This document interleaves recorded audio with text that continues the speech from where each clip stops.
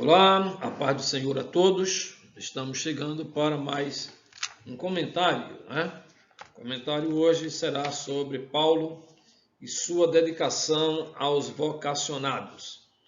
Nós vamos hoje desenvolver aqui de forma um tanto rápida alguns questionamentos em relação a esta palavra, né?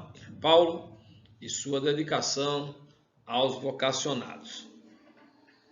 Pois bem, vendo isto, esta chamada aqui para trabalhar a ideia da dedicação e da vocação de Paulo aos vocacionados, nós precisamos tratar alguns objetivos que é próprio desta lição, tá? E um deles vai nos afirmar que o papel cuidador da liderança. Veja aqui esses dois termos importantes. O papel cuidador, tá, da liderança. É importante frisar isso aqui, a liderança. Observem que agora nós vamos trabalhar a vocação, mas o cuidado de Paulo em relação à liderança. Tá? Essa lição também nos ajuda a ver a cidade de Éfeso, né? A cidade de Éfeso aqui, tá? Como o ponto de partida do aprendizado, e aí vem essa palavrinha aqui, tá? Aprendizado dos vocacionados. Deixa eu sublinhar ela aqui e deixar ela aqui em destaque. Tá? É isso mesmo. Como ponto de partida para o aprendizado dos vocacionados. Então, observe, essa lição, Paulo tem uma preocupação especial com a liderança. A sua dedicação é com a liderança. Eu lembro aqui que, nesse caso, Paulo está dando tratamento especial àqueles vocacionados para a atividade. Tá? Outra coisa, essa lição também vai assinalar, ou seja, vai marcar, né, o quê? O legado, ou seja, a herança, aquilo que foi deixado. Né?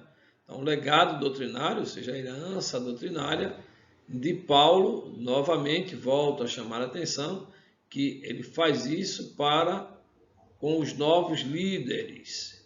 Os novos líderes, em relação ao trabalho de Paulo, são trabalhados. Tá? Sentiu a vocação, Paulo vai trabalhar com essa liderança. E, por fim, a lição nos ajuda a enfatizar e deixar muito claro, tornar clareza, né, esse apelo de Paulo aos líderes. Tá? É um chamado. Né? O apelo aqui é um apelo como chamado, é um chamado direto, tá, para com as lideranças. Tudo bem? Então vamos lá. Vamos agora passar para o segundo momento dessa lição para que ela fique mais clara para nós. Agora nós vamos chamar a atenção para este livro de Efésios, a carta de Paulo aos Efésios. Eu quero observar aqui esses três versículos, o 11, o 12 e o 13, né, com os irmãos, porque ele vai tratar agora de forma específica no contexto do chamado de Deus, da vocação de Deus para com a igreja, né, dos vocacionados por Deus em função da igreja. Por isso que ele trata aqui numa linha importante. Ele vai designar quem é que está designando, né? Ele vai dizer quem é que está fazendo isso.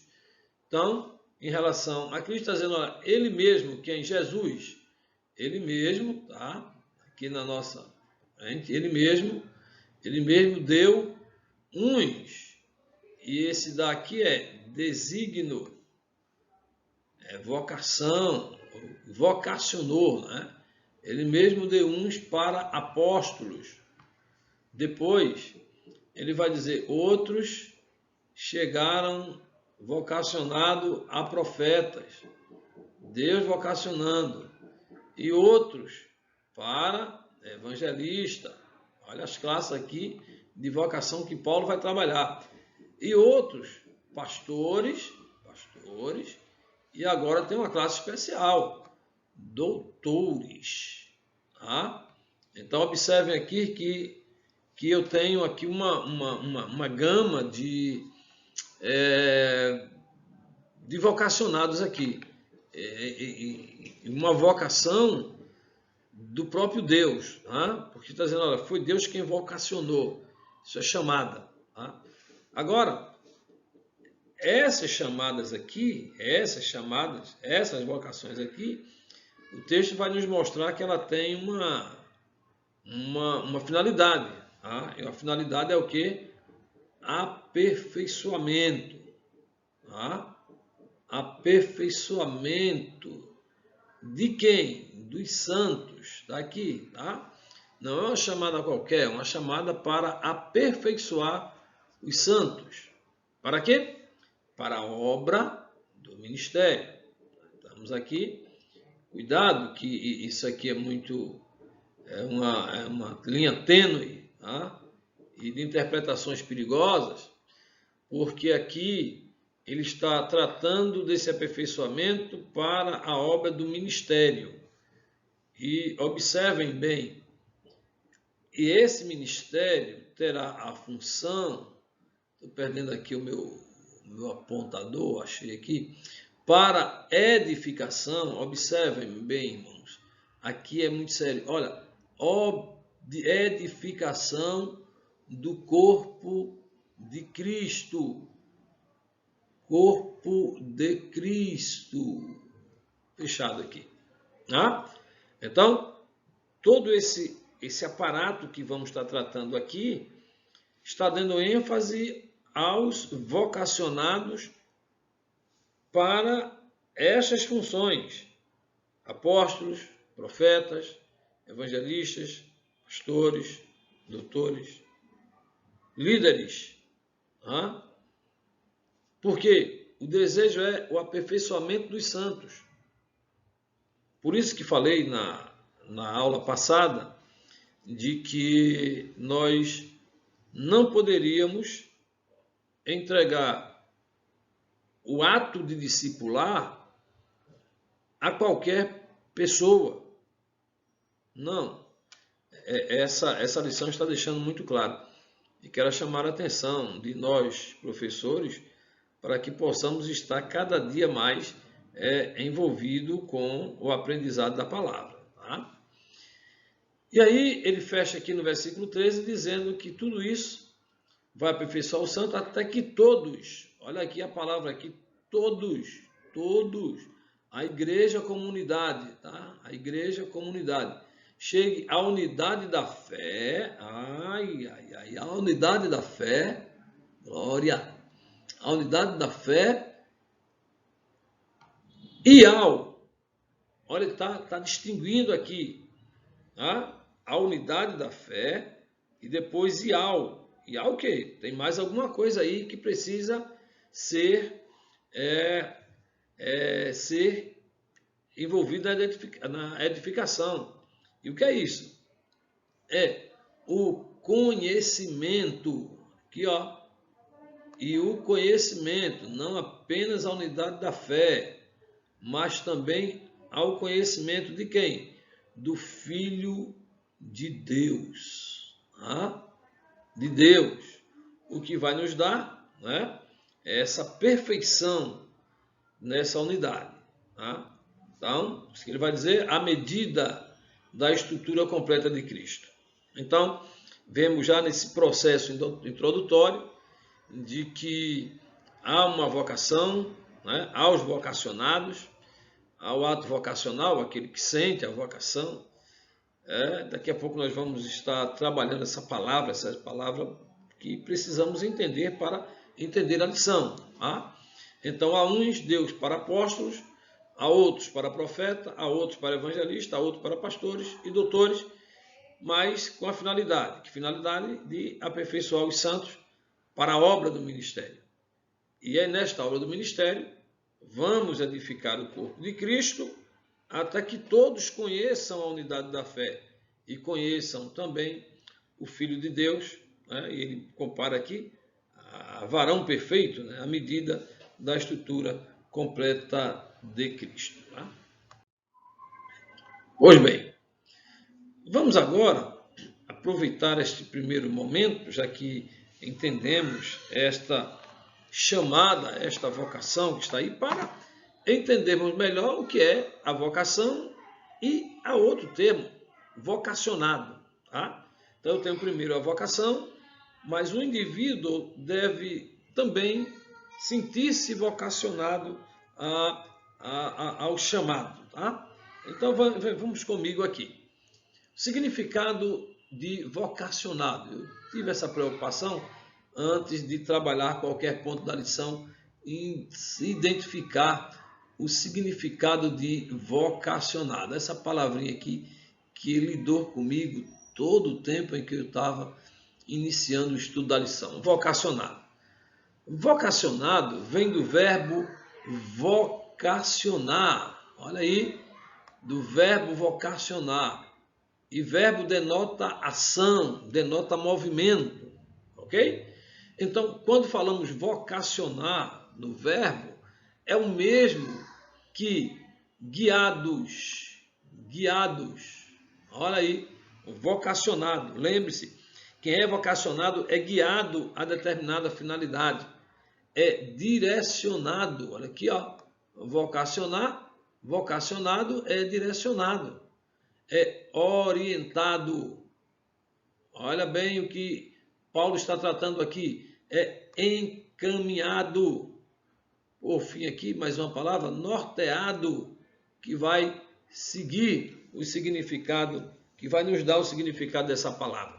Então, portanto, quando olhamos o termo vocacionado, é aquele guiado, direcionado, orientado, encaminhado, norteado, acompanhado, é o que Paulo vai fazer aqui em relação a estes que vão estar incluídos nesta obra, neste ministério de aperfeiçoamento, de ensinamento, né?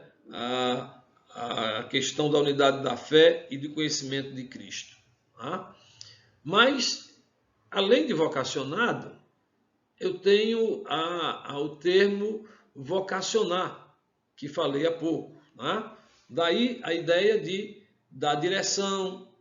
Direção para quê? Para algo ou alguém que atinja um objetivo ou siga uma determinada direção. Tá? Então, vocacionar isso é dar orientação para que algo ou alguém atinja o objetivo ou siga em determinada direção. Aí vem novamente a palavra guiar, direcionar, vocacionar os alunos para um curso de teatro, vocacionar para um curso de medicina, não é? Vocacionar para a palavra. E aqui, no caso, a vocação, esse vocacionar, é vocacionar para o ministério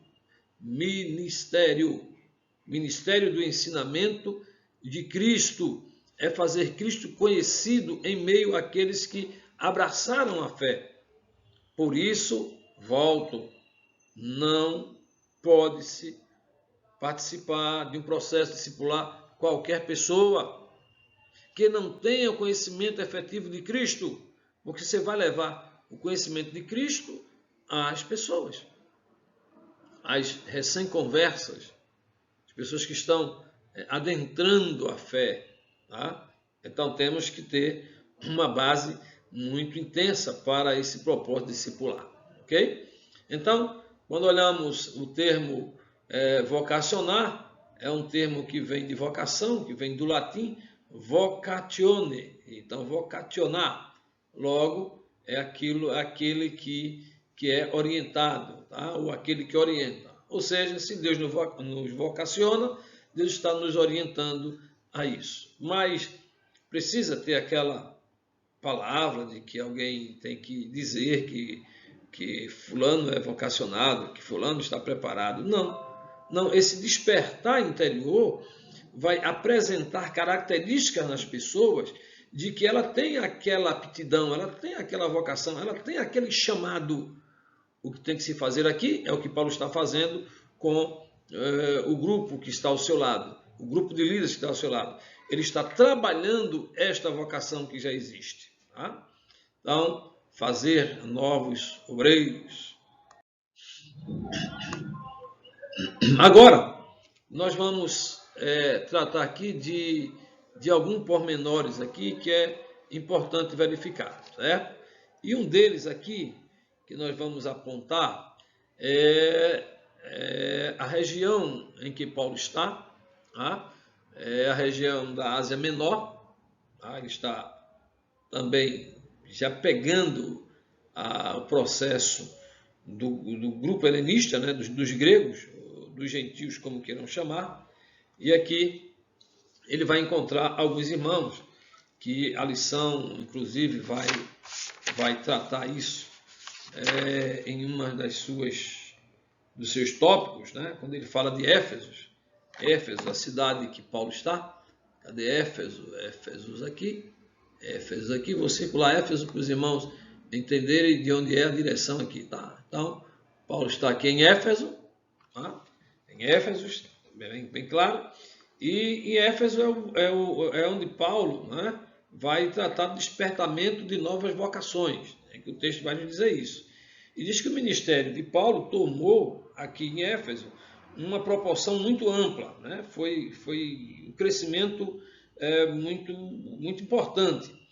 Era um ministério internacional, conforme ele falava, porque aqui eu tenho Éfeso, uma das polis gregas, né, que está ali, cidade muito evidente, uma cidade de evidência naqueles dias. E aqui nós temos Paulo em Éfeso alavancando esse ministério para levar as boas novas aos centros culturais do mundo, né?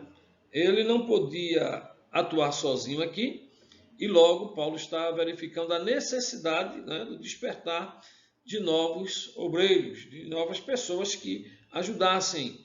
E isso precisava ter a vocação, né? Os vocacionados. Olha aí, importante o entendimento daquela palavra. E quando ele olha à sua volta, o apóstolo arregimentou e investiu em pessoas que o auxiliassem a levar o evangelho. Olha aí, Paulo não investiu em qualquer pessoa. Paulo investiu em vocacionados. Aqueles que apresentavam a vocação, que tinham as características de que precisava para esta obra, para esta finalidade. Não foi qualquer um. E é interessante aqui que o escritor da lição vai citar alguns nomes, como o de Timóteo, o de Sópatro, Segundo, Trófimo, não é? Tudo isso está elencado lá em Atos 20, versículo 4 ao 6. Ele ainda traz Tito, Aristarco, Filemon, Gaio, entre outros personagens que vai aparecer aqui, que Paulo vai trazê-los, né? Ou seja, o ministério de Paulo despertava novas vocações. E ele sentia isso em cada um deles. Eu destaquei aqui um deles, pelo nome ser um tanto inusitado, Sópatro.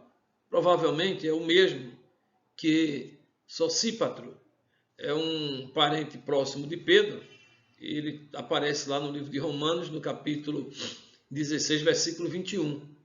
Um cristão da cidade de Bereia, né? Olha aí, Bereia, aquele grande centro de missionário, centro missionário, de onde saiu Paulo, enviado nessas missões de evangelizar o mundo oriental. Acompanhou Paulo até a Ásia, né?